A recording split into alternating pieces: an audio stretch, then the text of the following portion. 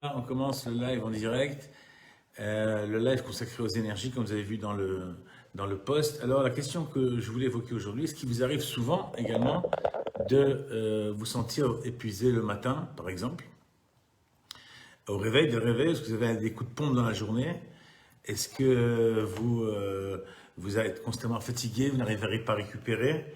Et du coup, est-ce que ça impacte votre vie de tous les jours? Est-ce que ça impacte votre vie professionnelle, votre vie sociale? Vous n'arrivez plus à sortir, vous êtes fatigué, même votre vie conjugale peut-être.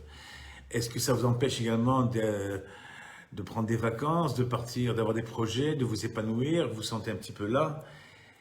Et donc, du coup, est-ce qu'il est possible, malgré tout, de s'en sortir, d'avancer, et pourquoi pas, et de retrouver un état énergétique qui nous permette d'avancer du parti du bon pied? C'est ce qu'on va voir dans cette vidéo. Évidemment, la réponse c'est oui, et donc on va essayer d'en parler un petit peu au cours de ce live.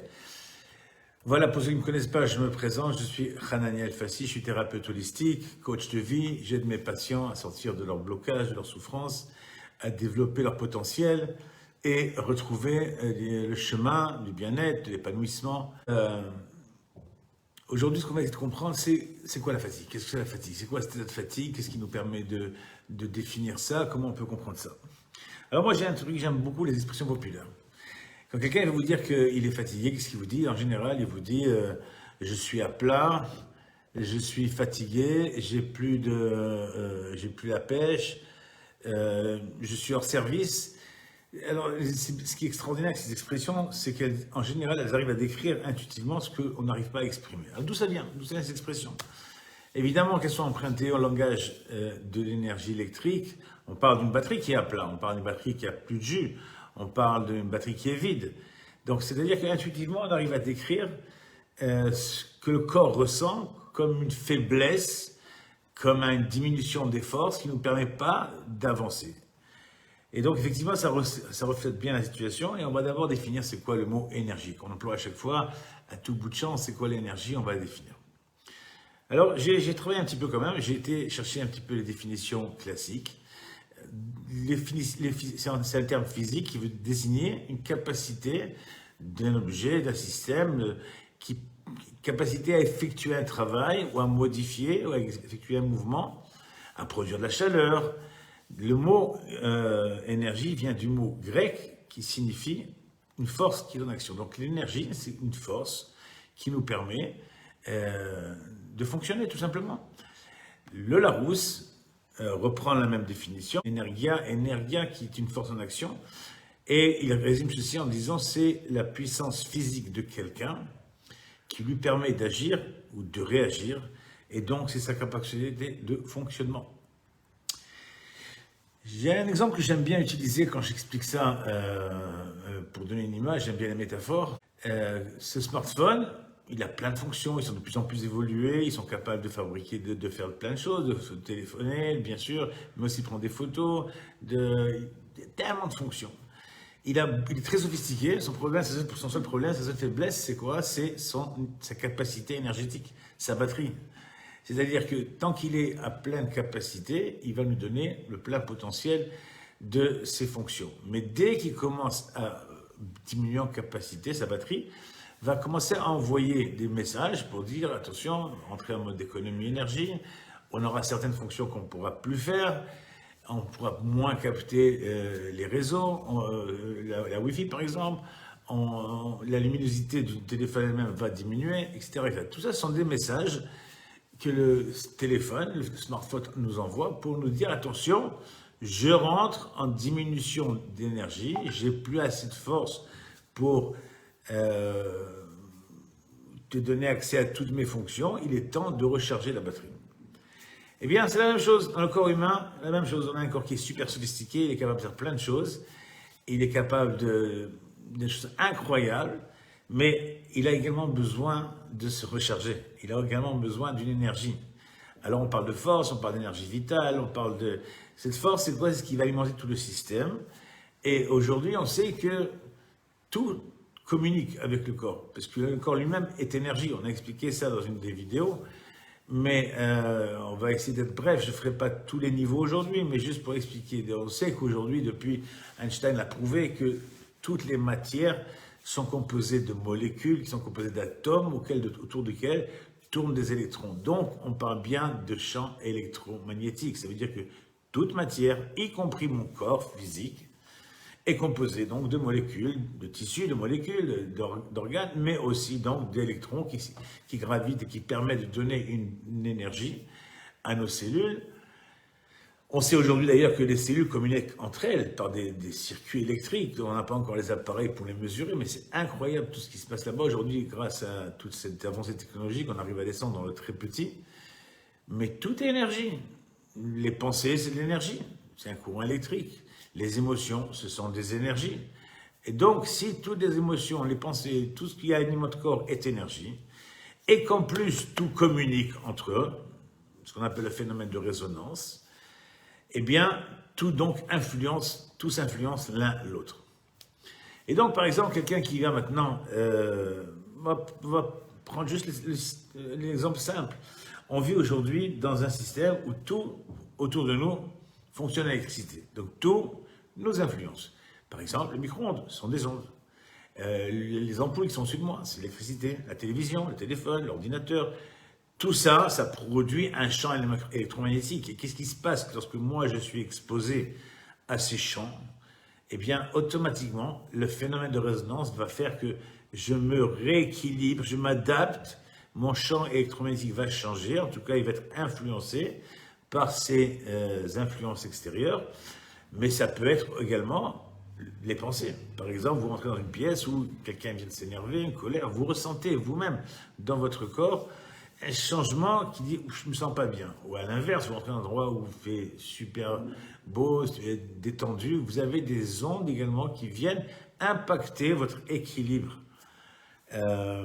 énergétique et vous le ressentez. Et donc, pour comprendre ça, qu'est-ce qui se passe? Il faut bien savoir qu'aujourd'hui, la médecine chinoise l'a bien décrit depuis longtemps, mais d'autres systèmes l'expliquent, aujourd'hui c'est mesurable. Imaginez le corps avec tous ses organes, et par-dessus ce corps, comme un réseau d'autoroutes, avec des circuits électriques, électromagnétiques, ce qu'on appelle les méridiens. Et ces méridiens, ces centres électriques, sont en charge de véhiculer une énergie et de la donner, d'organiser, de la déposer, de faire fonctionner les systèmes de notre corps. On a plusieurs systèmes, système nerveux, système osseux, système digestif, système respiratoire, etc., etc. Imaginons qu'une des autoroutes est chargée, est embouteillée. C'est comme une autoroute, vous prenez l'autoroute, vous allez maintenant de Paris à Lille, ça roule bien, et puis d'un coup, il y a beaucoup de voitures, et d'un coup, ça ralentit. Qu'est-ce qui se passe? Lorsque ça ralentit, ça veut dire que le flux circule moins bien. Et donc, il y a moins de possibilités de circulation rapide. Eh bien, c'est exactement dans le corps la même chose. Lorsqu'une autoroute énergétique va être encombrée, on verra comment elle peut être encombrée, elle va être surchargée, eh bien, l'organe, le système qui doit être alimenté par cette autoroute, eh bien, va recevoir moins ou trop, au contraire des fois, d'énergie, et donc va entrer lui-même en résonance avec cette autoroute, avec cette alimentation énergétique, et donc va lui-même se mettre en disharmonie pour être justement en résonance. Je prends un exemple très simple.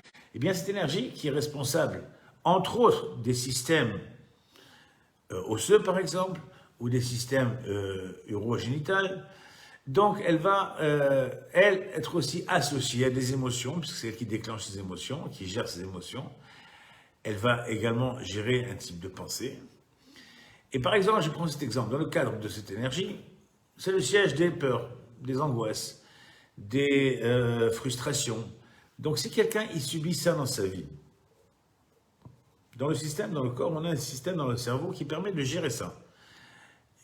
Ça arrive, on l'évacue, on passe à autre chose. Mais qu'est-ce qui se passe lorsque cette émotion revient en permanence, ça va être traité, ou bien lorsque cette pensée revient tous les jours, alors ça devient une production énergétique qui devient en excès. Et cette production énergétique en excès va bloquer le système. Et l'organe, d'un coup, il va le dire à un moment donné, je suis en excès. Le corps va dire j'ai mal au dos, j'ai un problème urinaire, puis c'est le même système. Et donc le corps est en train de nous aviser comme le téléphone pour dire attention, j'ai besoin d'un rééquilibrage énergétique. Et c'est ça que le corps doit nous dire. Donc le matin quand vous vous réveillez et que vous avez passé une nuit, le cerveau il dort pas la nuit. Le cerveau il continue à fonctionner la nuit. Et vous êtes endormi avec tout le stress de la veille que vous n'avez pas évacué, en plus vous avez passé une sale journée, en plus vous êtes disputé, et puis ça dure depuis tellement de temps que finalement, eh ben, c'est devenu chez vous un mode de pensée, un trait de caractère. Oui, j'ai pas de chance, je réussirai jamais, c'est pas fait pour moi. Et donc on est démotivé. Pourquoi? Parce que ça alimente le même système. Et donc cette énergie, au lieu de circuler dans tout le corps, puisque les méridiens communiquent l'un après toutes les 2 heures vers les systèmes suivants, eh bien, cette énergie est bloquée. Donc les autres systèmes ne sont pas alimentés. Donc ils sont en sous-alimentation. Et au lieu de pouvoir tirer leur énergie du jour du méridien précédent, eh bien, ils travaillent sur des réserves. Sans parler que le système mental qui ne s'arrête pas toute la journée et qui est constamment en train de travailler, il pompe énormément d'énergie. J'écoutais justement coucou Jennifer, puisque tu es là, j'ai écouté ton live l'autre fois, et tu expliquais comment on va faire face aux contrariétés. Et c'est très simple. Quand on est contrarié, qu'est-ce qui se passe? Le cerveau n'arrête pas de trouver des explications rationnelles, irrationnelles, et pourquoi il n'y a pas de chance, et on rentre dans des solutions. Mais il faut savoir que 80% de l'énergie du cerveau, du corps, elle va au cerveau. Le cerveau, en priorité, il pompe 80% de l'énergie d'abord. D'abord, parce que c'est un organe vital. Il pompe. Donc, les pensées, ça consomme énormément d'énergie. Donc, si on est constamment contrarié, et si on est constamment en train de penser, alors, forcément, le reste du corps, il travaille en sous-alimentation. Je ne vous parle même pas, il y a plein de résultats scientifiques qui prouvent que des contrariétés, ça affecte le système immunitaire. La peur, ça fait chuter au moins de 30% le système immunitaire. Alors, quand on est un système immunitaire qui est défaillant, qu'est-ce que vous voulez qui arrive? Eh ben, c'est la porte ouverte, on est moins protégé de l'environnement, des menaces environnementales. Tout d'un coup, on devient grippé, on chope des rhumes, on chope des fatigues. Le système lui-même immunitaire dit, bon, écoute, il faut que je m'occupe du microbe, donc j'ai pas le temps trop de recharger les cellules. Et donc, ceci engendre cela, qui engendre ceci, qui engendre cela. Et à la fin, on est fatigué. Pourquoi? Parce que des systèmes ne se rechargent pas. Qu'est-ce qu'il faut faire? On a dit qu'on avait des solutions. La première chose qu'il faut, c'est comprendre où est le problème. Où est le problème?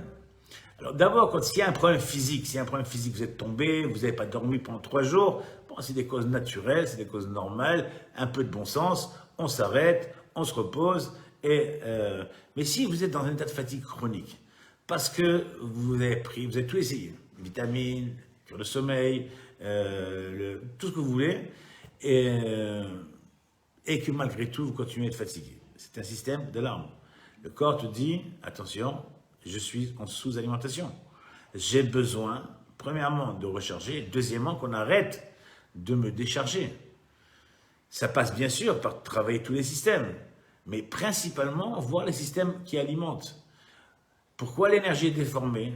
Peut-être que vous avez des émotions qui n'ont pas été traitées. Or, ces émotions aussi vont impacter les systèmes des méridiens, qui vont déformer l'équilibre énergétique du corps, qui va avoir un impact sur le physique. Les pensées, on a déjà parlé tout à l'heure, arrêtez de penser constamment la même chose, essayez de trouver d'autres solutions. Le problème, c'est quand le cerveau ou les émotions sont bloquées, les ornières, on ne voit pas d'autres solutions à côté. Alors bien sûr, qu'est-ce qu'il faut faire? Il faut d'abord prendre du recul. Prendre du recul, ça veut dire quoi? Prendre conscience, pas tout de suite courir prendre des comprimés parce que ça ne servira pas à grand-chose. Et vous essayez de dormir et puis vous passez des insomnies entières, vous n'arrivez pas à récupérer, donc il y a un problème, il faut aller chercher où est le problème. Le problème, encore une fois, j'ai donné quelques pistes, je n'ai pas le temps de tout développer ici, mais sur mon blog, dont je vais mettre l'adresse en dessous, il y a des articles qui parlent de ça. Première chose qu'il faut, c'est essayer de faire du nettoyage. Quand vous avez dans la maison plein de poubelles, un sac ici, Au fur et à mesure du temps, ben, l'espace se réduit.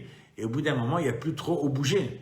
Et c'est exactement ce qui se passe. Si dans cette autoroute du corps, cette autoroute énergétique, il y a un paquet émotionnel qui est posé ici, et puis un autre plus là, et puis un système mental qui est là, et puis des croyances limitantes qui sont là, et ça bouge de tous les côtés, l'énergie vitale, elle essaie de passer où elle peut, mais chaque fois qu'elle passe près d'une poubelle, hop, cette poubelle, elle tire vers elle. Donc le temps qu'elle arrive à l'organe, mais il n'y a pas grand-chose. Il n'y a déjà plus grand-chose. On va essayer mécaniquement de rebooster, etc. Mais le problème n'est pas là. Le problème, il est de bien comprendre qu'on veut chercher où sont les blocages énergétiques. Alors, je sais bien que les gens n'aiment pas se dire, quoi, c'est moi qui ai mis toutes ces poubelles. Les gens n'aiment pas ça. Les gens veulent croire qu'ils sont les victimes. Ils ne veulent pas prendre leurs responsabilités. Non, c'est pas moi. C'est pas moi. Je ne veux pas ouvrir un débat sur le fait qu'on attire nous-mêmes les problèmes qu'on vit au quotidien.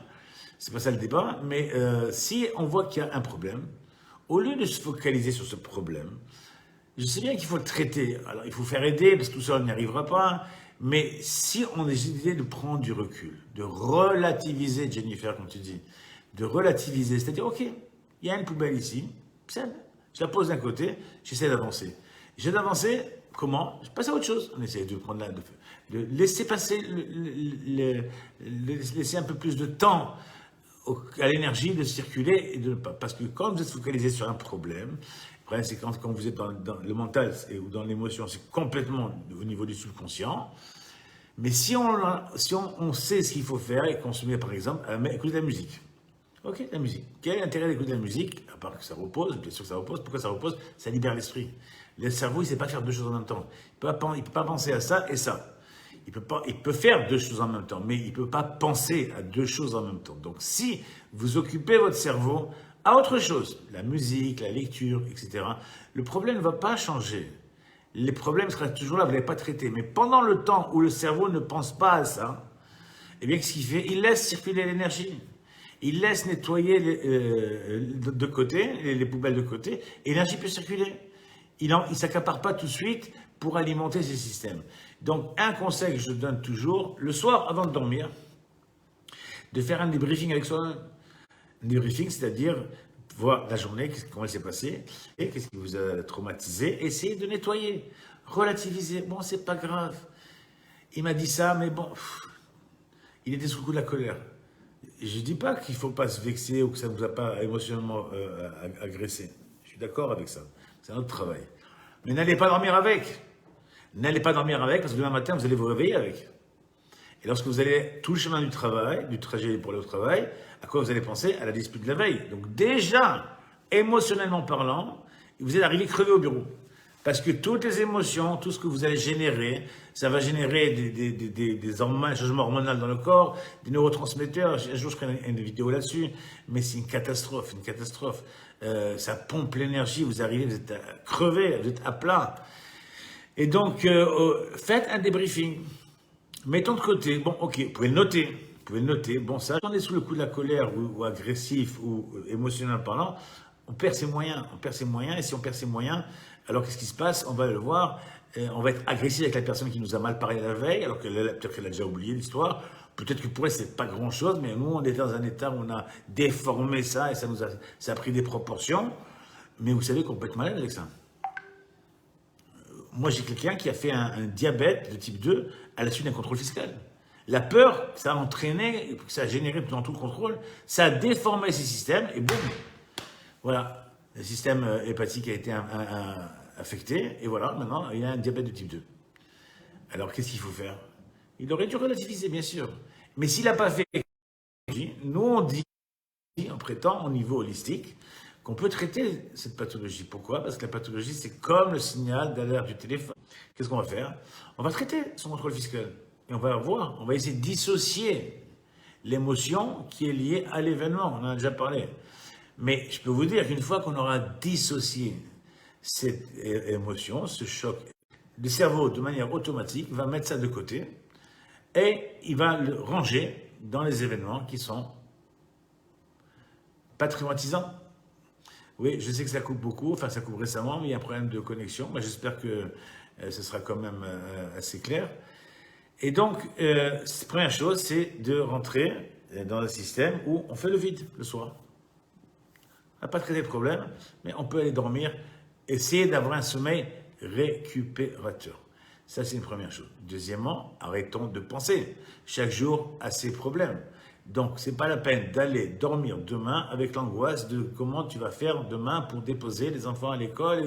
Ok, j'ai pas dit qu'il ne faut pas planifier. On peut planifier. On n'est pas obligé de prendre ça avec un traumatisme émotionnel.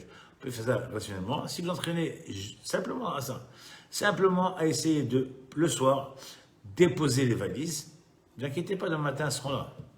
Demain matin, il n'y aura pas de problème, elles seront toujours là. Mais demain matin, au moins, vous aurez plus d'énergie. Parce que ça sert à rien de dormir tout habillé avec les poubelles sur soi parce que vous n'allez pas dormir et vous n'allez pas récupérer.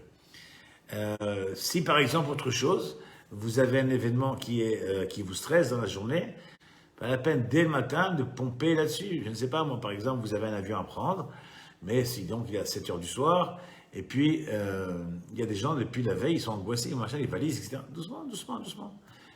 Essayez de faire les choses relativiser les choses. Il faut savoir que le corps lui-même va se remettre en ligne, en harmonie avec ces énergies-là. Donc, bien sûr, on dit que quand on se met au vert, par exemple, partir en vacances, ça veut dire quoi se mettre au vert? C'est intéressant parce que l'énergie d'harmonie dans la médecine chinoise, par exemple, sa couleur c'est le vert. C'est le vert, la couleur de l'harmonie. Et quand par hasard, dans le langage populaire que j'aime beaucoup, je crois que je vais écrire un livre un jour sur les langages populaires, on dit il est parti se mettre au vert, c'est quoi? Il est parti se reposer. Et donc quand il revient de vacances, il dit ah, je me suis reposé, c'est super. En fait non, c'est pas les vacances qui reposent. Ce qui repose, c'est que ça permet de mettre une distance entre les problèmes et nous-mêmes. Loisirs, la famille, on est occupé à d'autres loisirs, à d'autres occupations, à la plage, je ne sais pas. Et donc du coup, automatiquement, le cerveau, qu'est-ce qui lui arrive? Eh bien, il recharge. Comme à d'autres émotions positives cette fois-ci, elles vont compenser les émotions négatives. Et après quelques jours, le corps lui-même, il s'est remis en harmonie et il fonctionne mieux. Et tout d'un coup, ça, je me sens bien. Pourquoi je me sens bien? C'est pas les vacances qui t'en sentais bien, c'est le fait que tu t'es déconnecté d'un système stressant et qui t'a permis de retrouver un équilibre. Alors, est-ce qu'il faut partir en vacances tout le temps? Ce serait l'idéal, mais est-ce qu'on peut être en vacances dans nos vies de tous les jours? En tout cas, on peut essayer. C'est pour ça que je fais des lives, c'est pour ça que je donne des formations, c'est pour ça que j'informe les gens de ce qu'on peut faire, c'est comme ça que je soigne mes patients. Et donc, le fait qu'on travaille comme ça à rééquilibrer les personnes, eh bien, on leur donne une habitude de vie, on leur apprend un petit peu à se recentrer dans la journée et ne pas simplement courir la rat race, le stress qui entraîne d'autres pathologies, etc., etc. Première chose qu'il faut faire, c'est prendre d'abord conscience. Donc, le but de ces lives, c'est de faire comprendre un petit peu aux gens comment ça fonctionne, comment ça marche. Si vous pouvez avoir des petits conseils pour essayer déjà. La méditation, c'est fabuleux. Mais encore une fois, il faut apprendre à le faire. Il faut apprendre comment le faire et pourquoi le faire et quand le faire. Donc, voilà. Dites-moi dans les commentaires si cette vidéo vous a plu. Je ne sais pas si ça a été bien fait avec les coupures. Si vous avez pu tout capter, peut-être j'en referai une autre. On verra bien.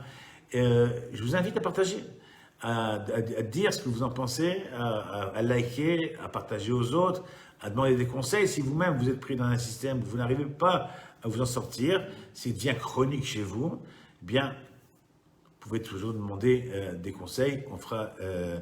Ce sera un plaisir de vous les donner. Dans la prochaine vidéo, le prochain live que je fais, j'essaierai de rentrer cette fois-ci spécifiquement dans les différents types d'énergie pour expliquer les systèmes qui sont associés. Et je pense qu'on aura fini avec la prochaine vidéo avec le système des énergies, en tout cas vitales, les énergies du corps. Et on essaiera par les vidéos suivantes de parler de l'impact énergétique des émotions, de l'impact énergétique des pensées, etc., etc. D'ici là, je vous souhaite de passer une bonne journée. J'ai encore mes excuses si ce live n'a pas été comme il faut au niveau connexion. En tout cas, je vous invite à partager et à me laisser des commentaires. À bientôt. Ciao, ciao. Portez-vous bien.